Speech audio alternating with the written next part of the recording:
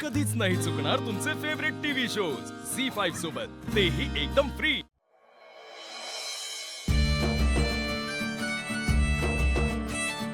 बाबा चहा। आजी नमस्कार। नमस्कार। अरे हे गुरुजी या नमस्कार नमस्कार नमस्कार। बसा ना बसा बसा। अगं बाई गुरुजी बसा हा, चहा आणते। नाही नाही नको नको, आत्ताच शेजारी चहा झाला। तुम्ही अचानक नाही म्हणजे काही काम होतं तर निरोप पाठवायचा ना, आम्ही आलो असतो, तुम्हाला उगाच त्रास। छे हो, त्रास कसला? इकडे शेजारीत एका घरी आलो होतो, म्हटलं तुम्हाला भेटून जावं, तुमची चौकशी करावी। मग कशी झाली लग्नाची तयारी? चालली आपली हळूहळू, म्हणजे खरं सांगू का, सगळी तयारी जावई बापूस करताय। अरे वा, छान जावई मिळालं तुम्हाला। नाही तुम्ही म्हणताय तसं आहेच, पण लग्नाची तारीख जशी जवळ येते ना, अस्वस्थ वाटतंय। का कुणास ठाऊक खूप धाकधूक होते।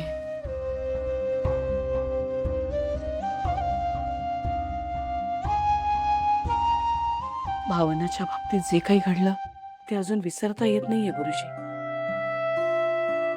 हे बघा ताई, देव जेव्हा एखादं दुःख देतो ना, तेव्हा त्यातून बाहेर पडण्याचा मार्गही तोच दाखवतो। तुम्ही असं करा, तुमची मुलगी आणि तुमचा जावई त्याच्या नावाने एखादी पूजा करा।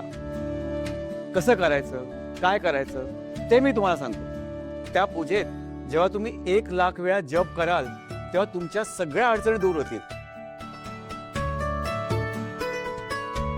ठीक आहे गुरुजी, तुम्ही पूजेची सगळी व्यवस्था करा आणि आम्हाला पूजेचा दिवस सांगा, त्या दिवशी आम्ही सगळे मंदिरात येतो। आत्ताच सांगतो।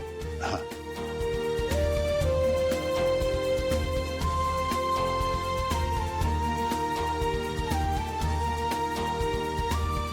तुमच्या जावयाचं नाव काय म्हणाला?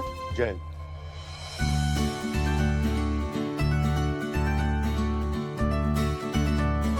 उद्याचा मुहूर्त एकदम उत्तम आहे। अगं बाई ठीक आहे, चालेल गुरुजी, उद्याच पूजा करून टाकूया।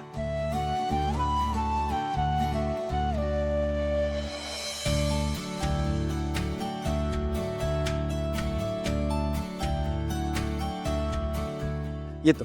नमस्कार नमस्कार नमस्कार नमस्कार आजी।